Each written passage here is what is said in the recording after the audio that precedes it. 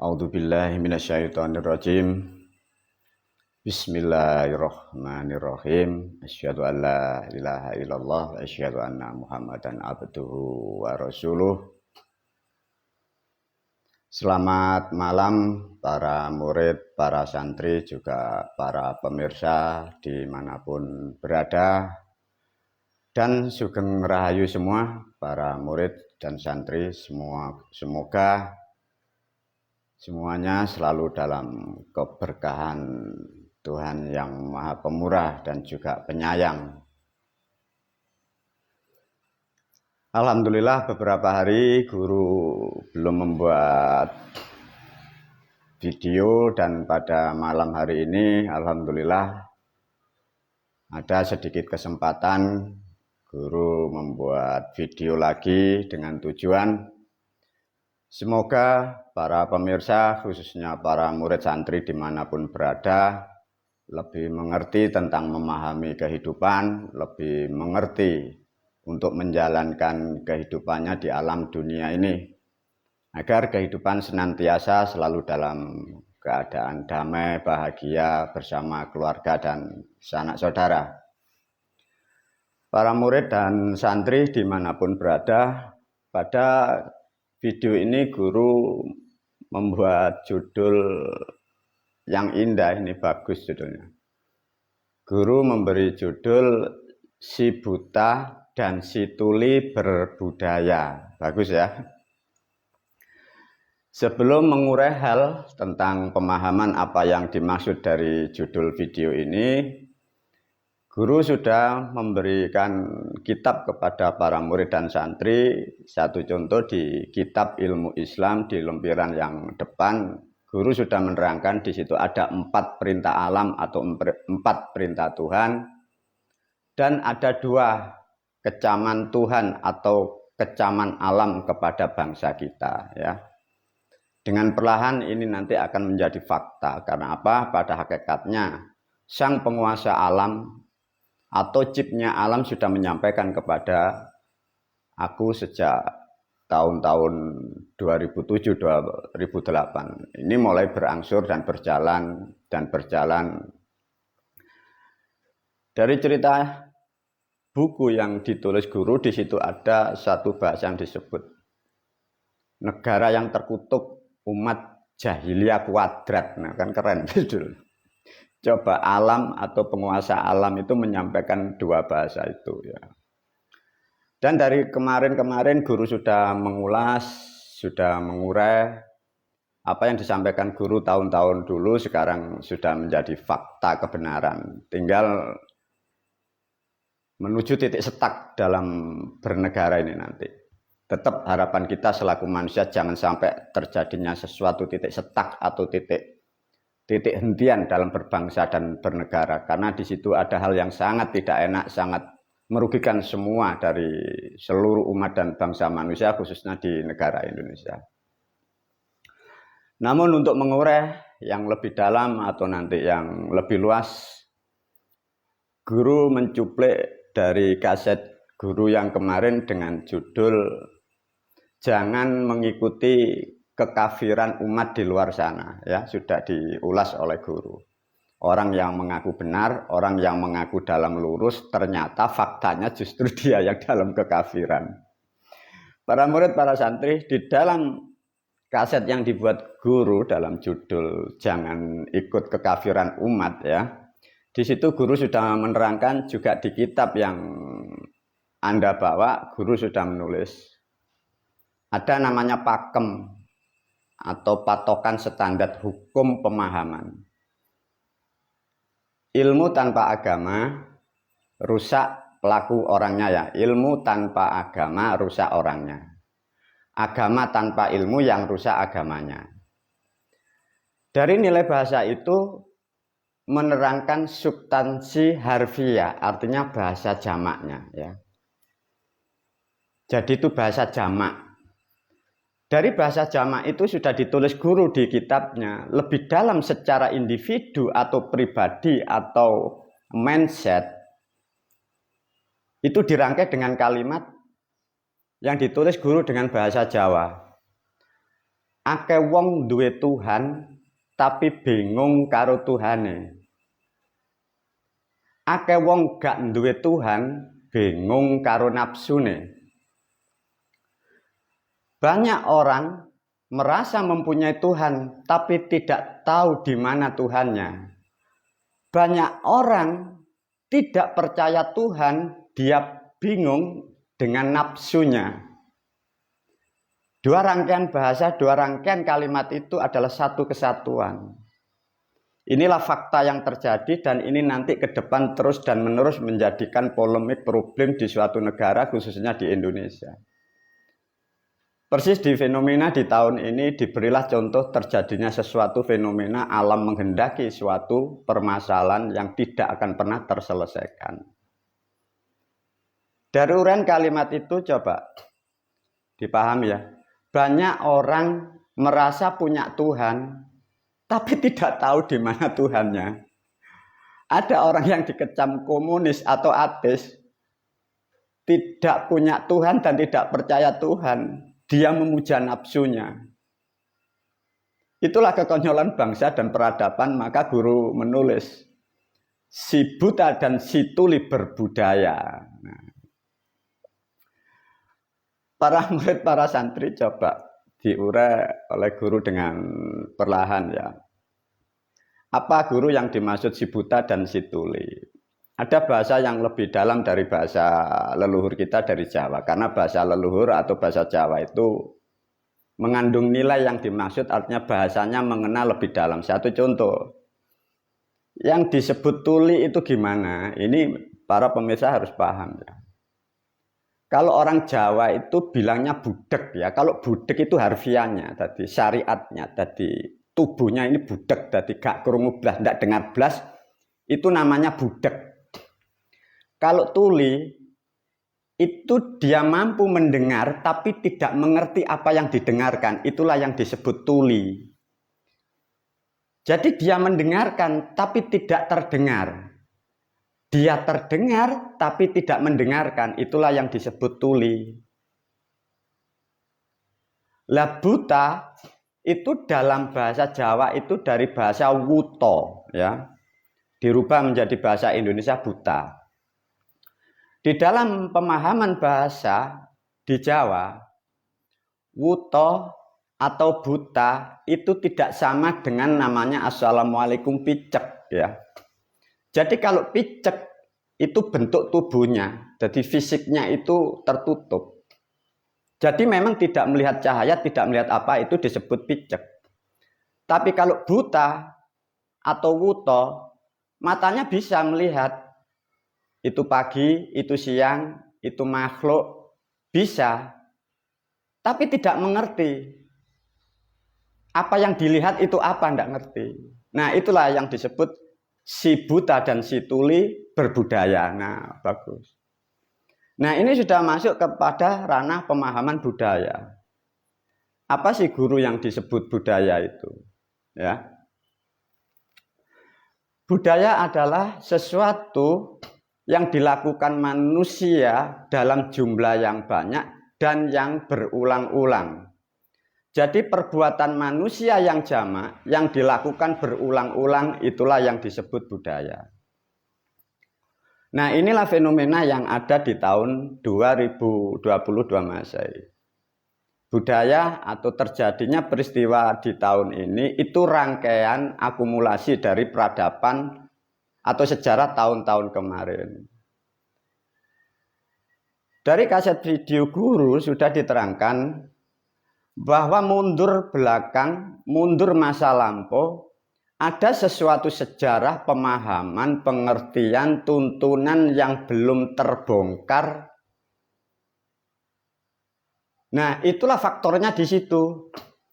Ada satu statement, ada satu kalimat, ada satu keyakinan, itu 1400 masa lampau tidak ada yang mengerti, itu diimani. Lah ini terjadi di era sekarang. Coba dari ulasan dari video guru ini, si buta dan si tuli. Ada dua sosok di era sekarang diwakili si anak kecil berambut merah, diwakili si satu mengatasnamakan agama, memakai simbol agama dan mempunyai janggut panjang. Coba diulas oleh guru ya. Di situ kan ada dua pemahaman, yang satu buta, yang satu tuli. Jadi itu tidak akan pernah ada selesainya. Karena budaya seperti itu sudah ratusan tahun ya para murid, para santri. Satu contoh, guru mulai masuk aspek dari budaya, mungkin ada juga yang mengatakan ilmu perdukunan ya. Ada nyebut bukan dukun ya, jadi ilmu perdukunan diwakili si Udin. Ilmu intelektual diwakili si rambut merah. Coba ya, dianalisa dari budaya yang salah. Maka dari leluhur kita sudah diberi sejak masa lampau nasihat. Kelak suatu saat wong Jawa ilang Jawane. Jadi tidak ngerti apa yang dilakukan. Di dalam tafsir-tafsir cerita-cerita agama, kelak akan berakhirnya agama Islam umat dalam kebingungan. Ini sudah terjadi. Jadi akan berakhir agama Islam itu umatnya dalam kebingungan. Orang Jawa sudah nerangkan, bejo-bejone sing eling tinimbang sing lali, nek wis nyidiki kerusakane agama. Nah, ini sudah terjadi. Coba ya diulas oleh guru. Analisa sendiri-sendiri, mana yang buta, mana yang tuli ya, atau kedua-duanya si buta dan si tuli. Ada satu tradisi atau budaya, anggap aja saya mewakili dari leluhur saya atau budaya Jawa ya. Di dalam budaya Jawa ini dilakukan sudah ratusan juga ribuan tahun. Satu contoh, pada di hari-hari tertentu, di hari Kemis Kliwon malam Jumat Legi ya. Kemis Kliwon malam Jumat Legi, di jalan raya di perempatan itu ditaburi bunga. Masih terjadi kan sampai ini hari. Itu kan budaya. Nanti diulas oleh guru. Karena tidak ada yang menerangkan, tidak ada yang menjelaskan, sehingga sesuatu tradisi ini antara percaya dan takut dilakukan terus-menerus. Jalan raya di perempatan, di perempatan jalan raya ditaburin bunga, ditamburi kembang. Atas nama kepercayaan, atas nama keyakinan, atas nama nasihat leluhur. Itu pun juga salah paham. Ya Pak, dari versi leluhur kita yang dilakukan teman-teman saudara-saudara kita, itu budaya yang salah. Yang dimaksud jalan raya pada hari baik atau hari keramat, di tengah perempatan jalan raya, kirimlah sekar. Itu bahasa wejangannya dulu begini para murid, para santri. Itu wejangan ya, berhubung tidak diterangkan sehingga jadi permasalahan. Satu contoh, ada guru menasehati muridnya, sejarahnya begitu. Artinya ada ikatan tertentu murid dan guru. Lantas ada orang lain datang mendengarkan. Guru menyampaikan wejangannya kepada si murid, "Hei si murid, pada hari yang mulia dan hari yang dimuliakan, Kemis Kliwon malam Jumat Legi, tengah perempatan kirimlah sekar." Si murid ini ngerti karena sebelum mendapat keterangan ini sudah diajarkan ilmu. Ada si pendatang, pendengar tidak mengerti apa yang dimaksud, dia juga melakukan. Nah, sejarahnya di situ. Nah, sejarah itu sudah ratusan tahun. Para pemirsa, para murid, ini satu contoh budaya kita pun juga salah kaprah. Kalau dikatakan syirik musyrik, marah. Yang dimaksud perempatan itu adalah tubuhmu. Maka setiap manusia itu mempunyai sisi timur, sisi selatan, sisi barat, dan sisi utara. Maksudnya, di hari kelahiranmu, di hari wedalmu, di hari taskarun, kirimlah kembang kepada sedulurmu papat. Itu yang dimaksud begitu. Nah, karena tidak ada yang mengajarkan dan sekaligus ini asalnya dari orang yang hanya mendengarkan, dia meniru melakukan. Nah, itu terjadi sampai ratusan tahun. Jadi yang dimaksud ngirim atau nyekar di perempatan itu bukan perempatan jalan raya. Yang dimaksud perempatan adalah tubuhmu, ragamu, rawatlah di hari-hari yang baik, hari-hari yang dimuliakan, sirami air dengan bunga, sekar wangi, sekar telon, di hari-hari yang baik. Itulah yang dimaksud mengirim di perempatan itu. Nah, ini kan juga satu kesalahan juga yang tidak diterangkan dari leluhur kita. Nah, masih banyak budaya teman-teman saudara kita yang melakukan itu, kalau dilarang marah. Ada lagi karena juga tidak diterangkan, setiap manusia mempunyai kebutuhan yang disebutlah keselamatan. Di dalam kebutuhan kehidupan berkeluarga, mengharapkan namanya rezeki bisa disebut kaya atau berhasil. Ini budaya ya, coba dipahami para murid. Karena tidak ada pemahaman yang tepat, sehingga menjadikan opsi atau hayalan atau halu, karena tidak mengerti. Ada manusia dari pribumi, karena tidak dijelaskan ilmu dari leluhur, pingin selamat, pingin berhasil, pingin kaya, datang ke kuburan, datang ke gerumbul. Nah coba. Lah nanti kalau dikatain musyrik syirik, marah. Para murid, para santri ya. Inilah fakta budaya kita ini 1400 tahun salah kaprah. Sama diwakili dari dua sosok, si Udin dan si Merah itu. Coba para murid, para santri, bagi siapapun yang mendengarkan, untuk selamat itu dibutuhkan ilmu pengetahuan dan ilmu pengertian, itu rumusnya ya. Bukan leluhurmu tidur kalian datangin, minta berhasil, minta selamat. Para murid, para santri dipahami ya.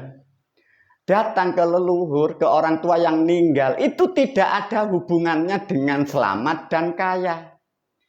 Itu sebagai bentuk syukur manusia atas jasa beliau. Nah, ini kan salah persepsi. Guru-guru yang mengatasnamakan agama, yang mengatasnamakan spiritual, muridnya diajak ke makam wali, diajak ke gerumbul, diajak ke candi, bawa dupa, pakai belangkon. Nah, ini kan gila semua. Nah, inilah budaya yang salah kaprah. Ini dari aspek sisi lain mewakili dari aspek ilmu Jawa. Dikecam musyrik marah. Lah lantas gimana ini guru? Maka bersyukurlah para murid, para santri, sudah diterangkan semua guru tentang Islam, tentang Jawa, tentang merubah kehidupan. Pahami, simak kitab-kitab guru, video-video guru ya. Dari aspek sisi lain, dari yang menghujat, yang merasa paling benar, yang mempercayai kitab Al-Quran, mengatakan budaya ini salah, nyimpang, musyrik, dan syirik. Lah dia sendiri dalam kebutaan. Para murid, para santri diajak sedikit masuk ke ranah agama ya. Manusia di era sekarang itu ngaji itu banyak lewat media, lewat kitab-kitab yang ada, tidak mengerti. Yang membuat kitabmu itu siapa? Gini diajarin para murid dan santri juga pendengar biar tahu ya. Budaya ya atau ibadah, sederhana aja. Budaya atau ibadah orang beragama Islam. Di era sekarang, sebelum dibentuk namanya hukum atau aturan, itu ada hukum yang dua yang kalian harus tahu. Ada yang disebut bahasanya itu ijma dan qiyas. Apa itu guru? Ijma itu kesepakatan gitu ya. Jadi kesepakatan itulah disebut ijma. Dari kesepakatan itu dikiaskan. diumpamakan. Pada hakikatnya tidak seperti itu. Artinya bentuk ibadah yang dilakukan manusia sekarang dari orang yang beragama Islam itu bukan dari Allah, itu bukan dari Tuhan. Itu kesepakatan orang-orang terdahulu. Nah, kesepakatan orang-orang terdahulu, orang yang mempunyai pola pikir sama, belum tentu orang itu pandai atau mengerti, karena itu kelompok. Maka yang disebut ijma' adalah kelompok pemikiran yang sama dalam keterbatasan intelektual yang sama. Sehingga membuatlah namanya kiasan. Satu contoh. Coba lihat ibadah yang disebut ibadah lempar jumroh. Pernah tahu, pernah dengar, pernah ngalami kan? Ambil batu di kota Mekah, balang setan. Coba. Itu kiasan para murid, para santri, para pemirsa. Itu kiasan. Lah kok kiasan itu kalian katakan ibadah itu lo gimana? Setannya ndak ada, kalian lemparin batu. Bahasa Jawane iku perumpamaan saumpamane koyok-koyok tapi gak. Nah, ini satu contoh sedikit. Kebodohan kedua belah pihak, si buta dan si tuli. Terus ada lagi. Di dalam beragama Islam katanya ada kan namanya syarat rukunnya sa'i. Apa tuh sa'i itu? Pergi haji itu ada syarat dan rukunnya namanya sa'i. Sa'i itu katanya lari-lari kecil. Nah, lari-lari kecil itu diibaratkan memperingati, mengenang seorang wanita yang katanya melahirkan Nabi. Waktu melahirkan bapaknya ndak ada, ibunya lari ke sana, lari ke sini, lari ke sini. Sehingga anaknya lahir kakinya manjat bumi keluar air. Itu bukan orang di Arab, para murid, para santri. Itu peribahasa. Itu gambaran.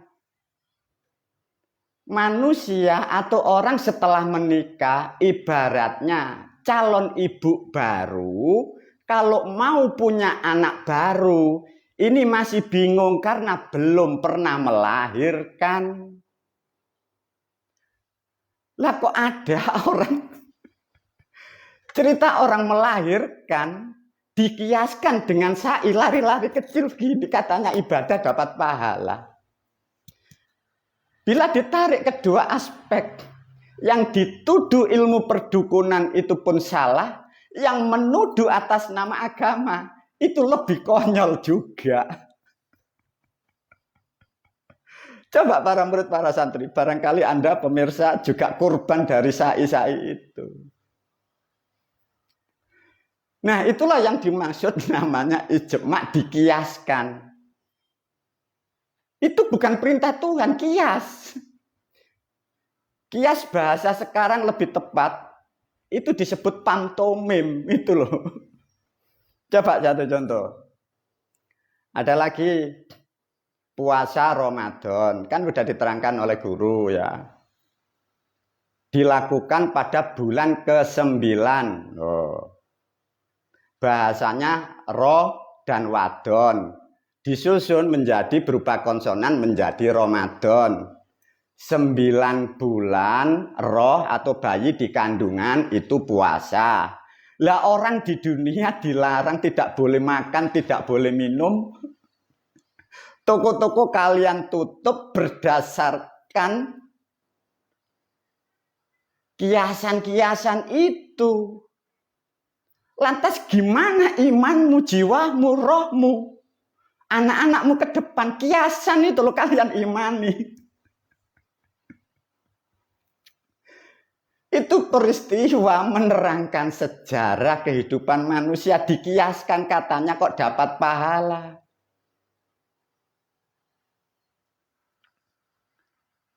Dari video guru yang lain sudah diterangkan tentang kekafiran umat. Masih ingat enggak tentang kata wahyu atau petunjuk? Inilah budaya yang konyol, si buta dan si tuli.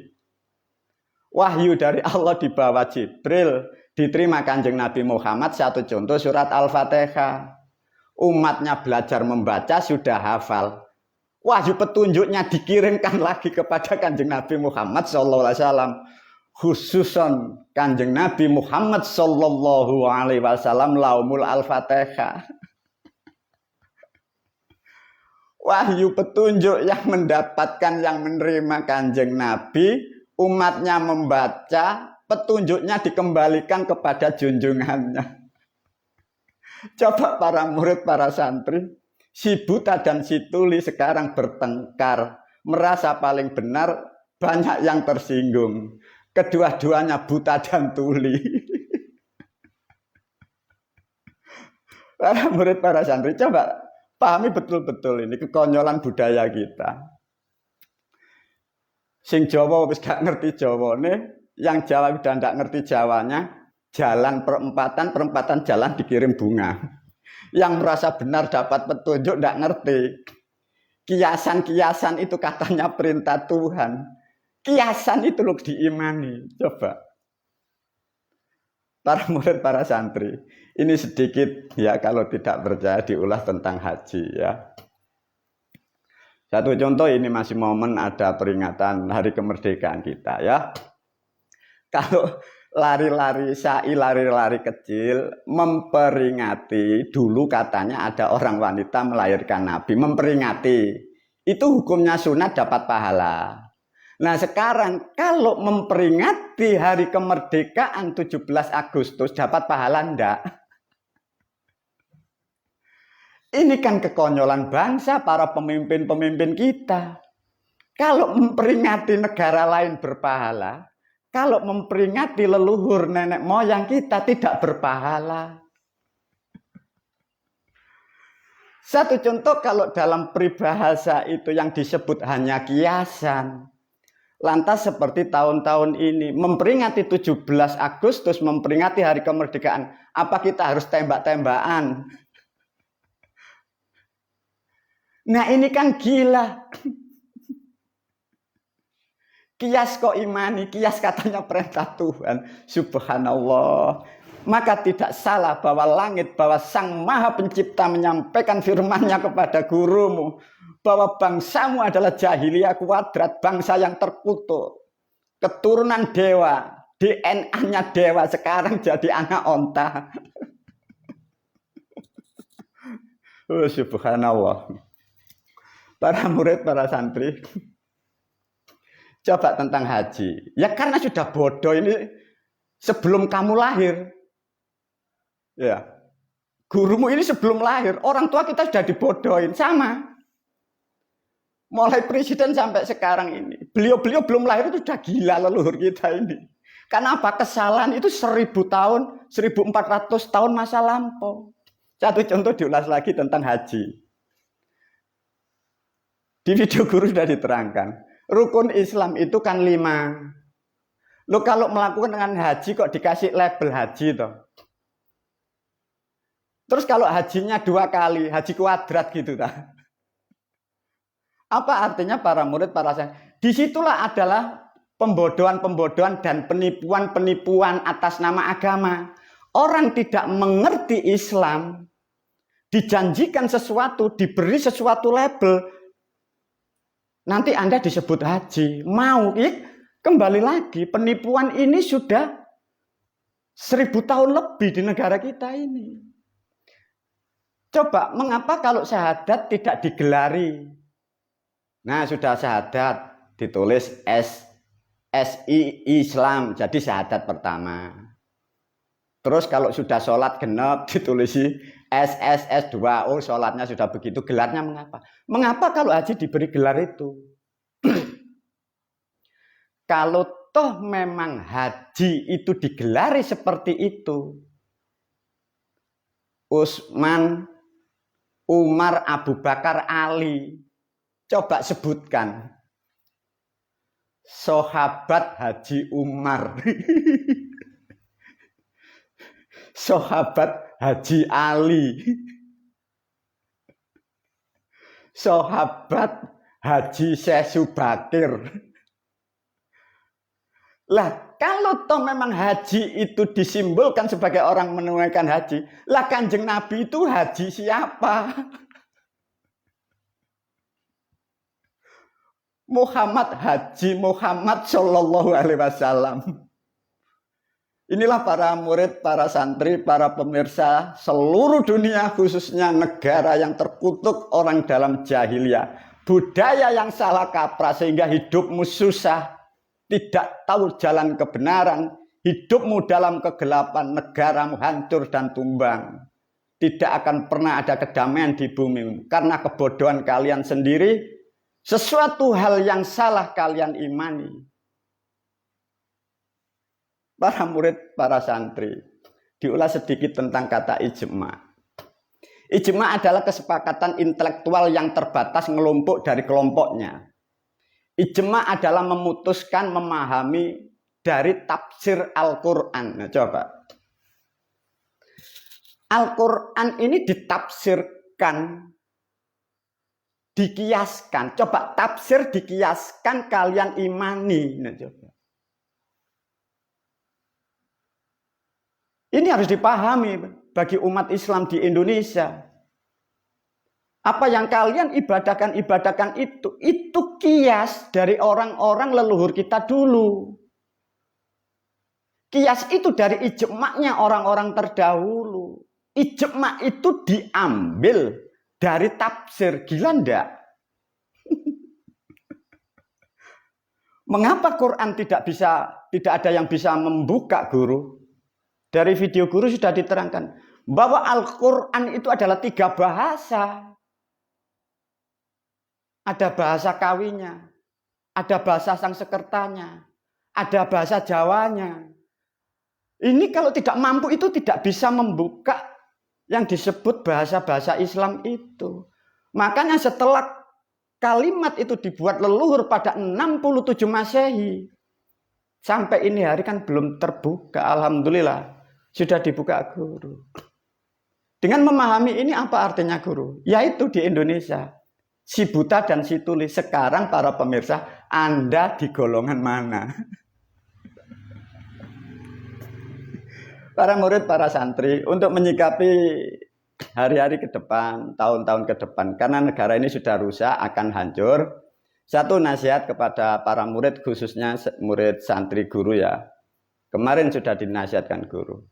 Aku mengajarkan ilmu kepadamu, aku mengajarkan Islam kepadamu, pahami, camkan. Islam yang aku ajarkan kepadamu bukan untuk didebatkan. Karena kebenaran tidak butuh dipamerkan. Kebenaran tidak butuh didakwahkan. Itulah fakta kehidupan. Apapun tatkala didakwahkan dan disiarkan, itulah sesuatu penipuan. Dimanapun manusia berada, untuk menipu manusia yang lain itu pasti dibutuhkan siar yang baik, sesuatu kemasan yang indah. Apapun ditawarkan, itu sesuatu yang tidak laku. Ini harus dipahami. Melalui video ini guru menyampaikan kepada murid dan santri dimanapun berada. Bila ada manusia atau orang mengajak debat kepadamu, guru memastikan orang-orang itu dalam kesesatan. Orang-orang yang mempercayai kiasan-kiasan. Artinya orang itu dalam kesesatan. Dan orang dalam kesesatan tidak akan pernah bisa menerima kebenaran. Karena di dalam pikirannya yang diimani itu sudah sesat. Kebenaran itu hanya bisa dipakai, diambil, dimiliki bagi orang yang ingin benar. Itu rumus. Maka melalui video ini guru menyampaikan, menyarankan, apalagi orang-orang yang sudah berceramah, dia sudah terlanjur mengatakan kias disampaikan kepada publik, pendakwah, penceramah, kalian berikan pemahaman ilmu mbah, ilmu guru, dia pasti membantah karena dia sudah terlanjur malu, meskipun hatinya menerima kebenaran. Dengan memahami apa yang disampaikan guru melalui video ini, guru menyampaikan, ilmumu bukan untuk didebatkan. Jalankan yang tepat sesuai arahan perintah nasihat guru. Dan menyambut, menyikapi hari-hari ke depan, tahun-tahun ke depan, keadaan alam dan negara, politik, ekonomi tidaklah baik. Nasihat guru, pegang Islam yang aku ajarkan kepadamu. Itulah rahmat bagimu dan itulah tuntunan bagimu dan keluargamu. Para murid, para santri sedikit nyimpang dari penjelasan ini. Tadi di awal pertama guru menyinggung dengan kata yang disebut buta. Orang dulu leluhur kita menyebut katanya wuto. Ini diulas sedikit.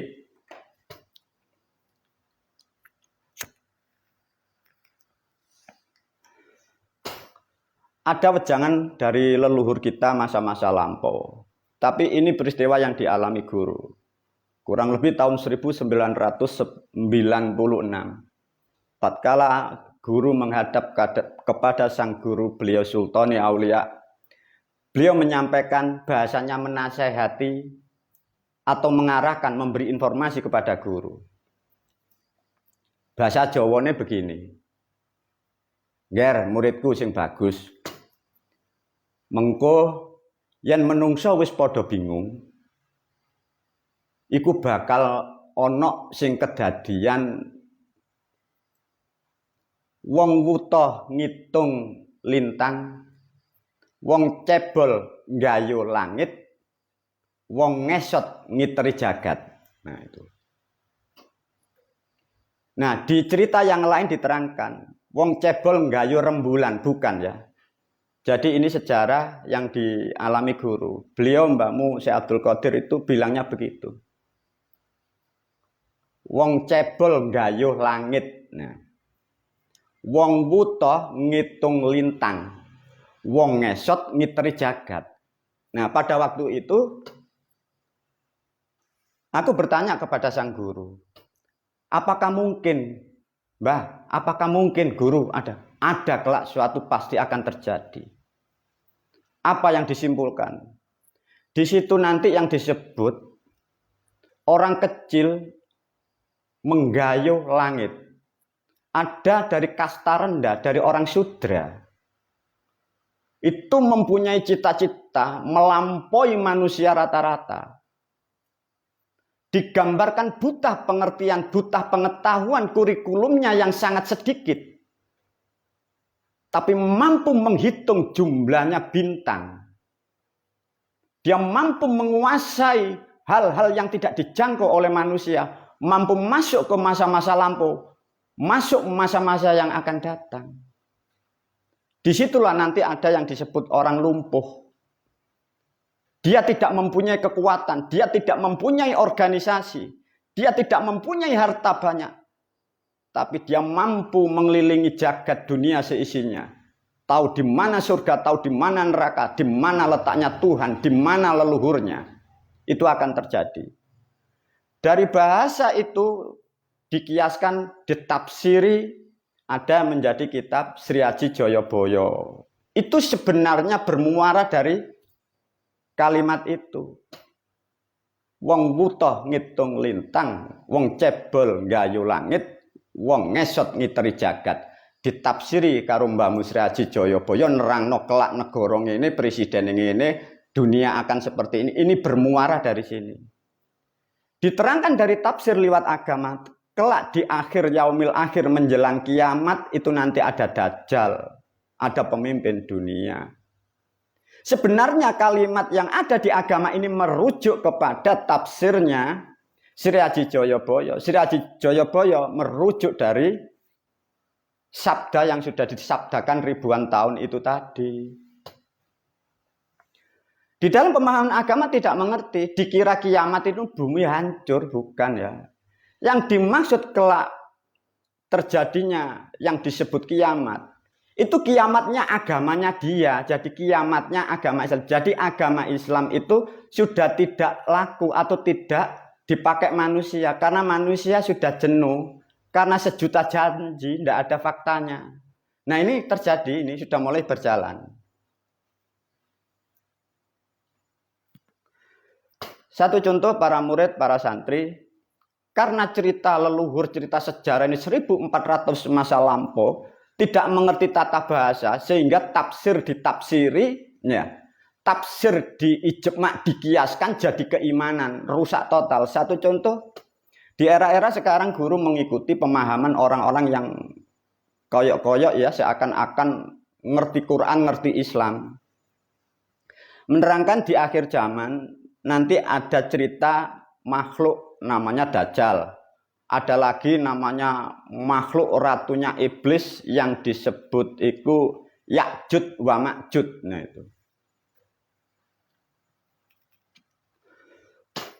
Tatkala kitab itu dibaca oleh orang, disampaikan ke orang, ceritanya kayak makhluk yang sangat menghantui, yang Ya'jud wa Ma'jud. Di dalam kitab ditulis, di dalam kitab suci Al-Quran kan begitu. Para murid, para santri. Yang dimaksud di dalam kalimat surat atau ayat di dalam Al-Quran yang disebut Ya'jud wa Ma'jud, itu bahasa Jawa. Itu bahasa itu Jujo wa Ma'jujo. Lah, Jujo wa Ma'jujo dirubah di Quran jadi Ya'jud wa Ma'jud. Sehingga tafsirnya salah, ilustrasinya salah.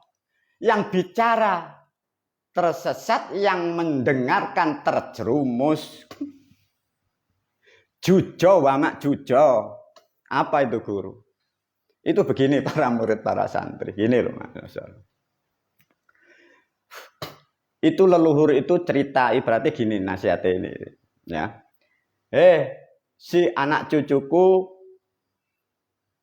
sekarang, zaman sekarang tidak sama dengan zaman leluhurmu dulu. Mengapa guru? Zaman dulu, zaman Jujo wa Ma'jujo, no, itu loh. Zaman Jujo wa Ma'jujo, artinya masa lampau yang tidak terbatas, diwakili dengan bahasa Jujo wa Ma'jujo. Diterangkan sejarah Pulau Jawa sebelum banyak manusia. Di situ ada makhluk-makhluk yang sangat kejam. Dirubah di dalam Quran, katanya wahyu, dirubah Ya'jud wa Ma'jud. Para murid, para santri. Lah lantas sekarang bagaimana? Sudah tidak ada solusinya di negaramu.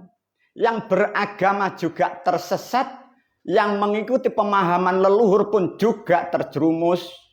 Lantas gimana ini guru? Ya terserah, itu pilihan masyarakat.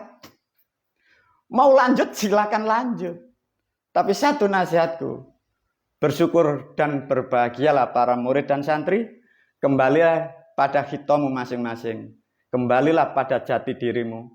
Kalian adalah pribumi Pancasila, kalian adalah orang-orang yang di dalam naungan para moyang dan leluhur.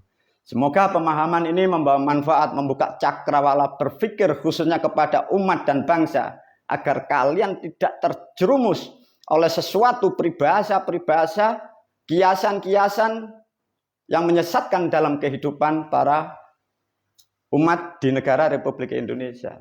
Wabillahi taufik wal hidayah. Wassalamualaikum warahmatullahi wabarakatuh.